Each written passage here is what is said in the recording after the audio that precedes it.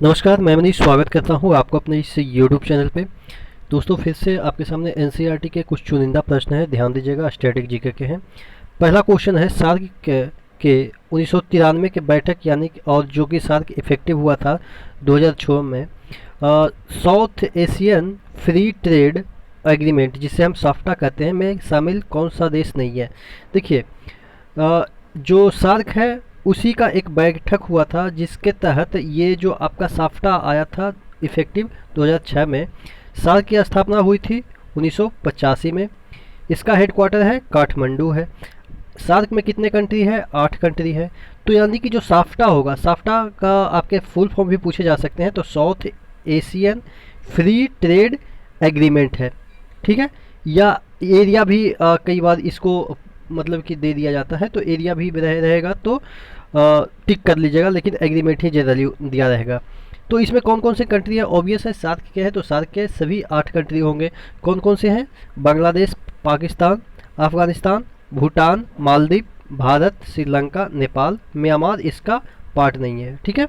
ये south east Asian country है।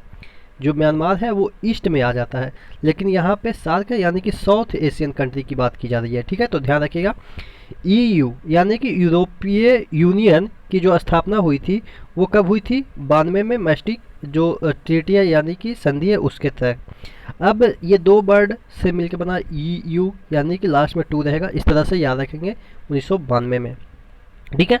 अगला क्वेश्चन की ओर बढ़ते हैं। जॉन बिल मेला जो अभी भी वस्तु विनिमय पर आधारित है कहाँ पे लगती है? देखिए, एक हॉर्न बिल फेस्टिवल आपने सुना होगा नागालैंड की, लेकिन यहाँ पे है जॉन बिल, ठीक है। हॉर्न बिल फेस्टिवल और यहाँ पे जॉन बिल फेस्टिवल है। मेला मतलब फेस्टिवल, तो दोनों को थोड़ा सा डिफ्रेंशिएट करके याद रखिएगा, क्योंकि कंफ्यूज होंगे तो आप पक्का वही नागालैंड वाला मारेंगे। तो यहाँ पे जॉन बिल मेला जो है वो आपके असम में लगती है, और ये इसलिए फेमस है क्योंकि यहाँ पे पैसे से कोई भी चीज़ खरीदी नहीं जाती है। आप उनको गेहूँ देंगे तो वो आपको हो सकता है कि कुत्ता देंगे, बिल्ली देंगे, यानी कि जो भी खरीदना चाहते हैं उनके पास जो भी सामान है। जैसे अगर सपोज आप कोई खिलौना खरीदना चाहते हैं, उस मेले में खिलौना बिक रहा है, तो आपको खिलौने के बदले कुछ ऐसा चीज़ देना होगा जो कि वस्तु होगा, पैसे नहीं वस्तु होगा, ठीक है। आप मच्छरदानी दे दीजिए उनको, ठीक है। तो इस तरीके से वस्तु विनिमय पे भी अभी आधारित ये मेला है। तो आप कहेंगे कि ऐसा कभी देखा ही नहीं, तो इसीलिए तो ये फेमस हो जाता है ना, इसीलिए ये प्रश्न पूछे जाते हैं।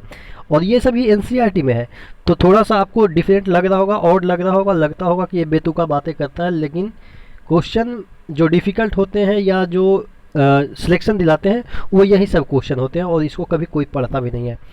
चलिए, जंग का कटोरा के नाम से जाना जाता है, कौन से शहर को जंग का कटोरा के नाम से जाना जाता है? देखिए, ये भी आपके एनसीईआरटी के सभी क्वेश्चन आपके एनसीईआरटी के हैं, इसलिए मैंने यहाँ पे लिखा है। देखिए, जंग का कटोरा का मतलब क्या हो गया कि जंग लगा हुआ होगा, एकदम से काफ़ी जंग होगा। तो जंग कहाँ पे लगेगा? लोहे में। और पिट्सबर्ग काफ़ी फेमस है ये यूएसए का, जो कि ऑटोमोबाइल वगैरह यहाँ पे काफ़ी बनता है। लेकिन अब धीरे धीरे यहाँ पे जो पिट्सबर्ग में जो ऑटोमोबाइल बनता है वो कम होता जा रहा है, ठीक है, और भी उद्योग फैल रहे हैं, जिससे क्या हो, इसको नाम दे दिया गया ये जंग का कटोरा। कहने का मतलब जो लोहे का काम होता था अब वो जंग पड़ गया है, ठीक है। तो इस तरह से याद रखेंगे। अब याद करने का एक तरीका भी मैं बताता हूँ कैसे आपको याद रखना है। जो लोहा होता है उसमें जंग लगता है तो उसको पीट पीट के छुड़ाते हैं ना, तो इस तरह से भी याद रखेंगे। रूहर कोयला क्षेत्र कहाँ पे है? देखिएगा, जो जर्मनी का तनाशा हुआ, कौन आपको पता है? हिटलर। तो उसको देखते ही लोगों का रूह कांप जाता था, क्योंकि इतना मतलब कि उस तरीके का नेचर वाला था।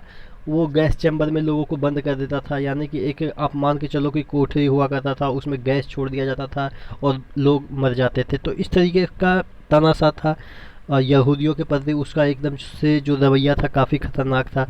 तो रूह कांप जाता था जर्मनी के लोगों को देख, मतलब कि जर्मनी के लोगों का रूह कांप जाता था। तो इस तरह से याद रखेंगे, जो रूह कोयला क्षेत्र है वो जर्मनी में है।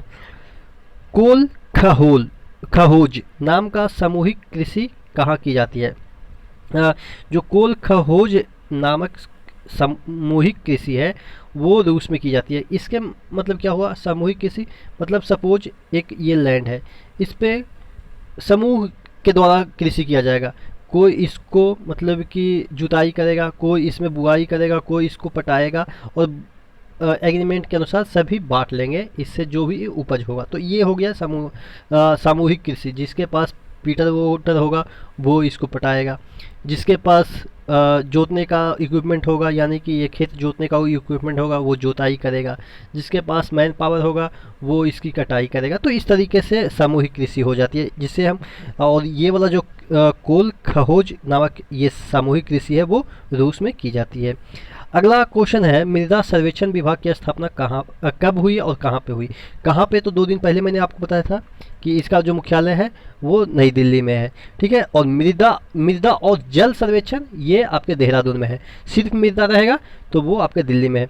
सर्वेक्षण यानी कि 6 लास्ट में रहेगा, 56, इस तरह से याद रखिएगा, ठीक है। अगला क्वेश्चन है, पंचनद नाम पंजाब के किन नदियों के कारण पड़ा है? यानी कि पंजाब को हम पंचनद भी कहते हैं। पंचनद मतलब 5 नदी वाला। आपको भी पता है कि पंजाब 5 नदियों से मतलब कि लाए गए अवजात के कारण बना है। और पंजाब का मतलब ये नहीं कि भारत वाला सिर्फ पंजाब। पंजाब ये आपके पाकिस्तान है वहाँ पे भी है। जैसे ये बॉर्डर हो गया, इधर पंजाब है तो इधर भी पंजाब है, ठीक है। पंजाब ये दोनों तरफ है। यहाँ पे देखिएगा पंजाब प्रांत कहलाता है, ठीक है। पाकिस्तान की भी कुछ एरिया को पंजाब प्रांत कहते हैं, ठीक है। तो पंजाब तो इंडिया में भी है और कुछ पंजाब आपके पाकिस्तान में भी है। तो ये जो पूरा पंजाब बना है वो किन 5 नदियों से बना है? सतलज, ब्यास, रावी, चेनाब, झेलम, ठीक है। और ये 5 तो हो गया, 5 हो गया, हाँ ठीक है, 4 ये और 1 चेनाब, ठीक है। तो आशा करते हैं जितने भी क्वेश्चन मैंने कराए वो आपको याद हो गए होंगे। इसी तरह से बने रहेगा चैनल के साथ। नेक्स्ट वीडियो मिलता है, तब तक के लिए धन्यवाद।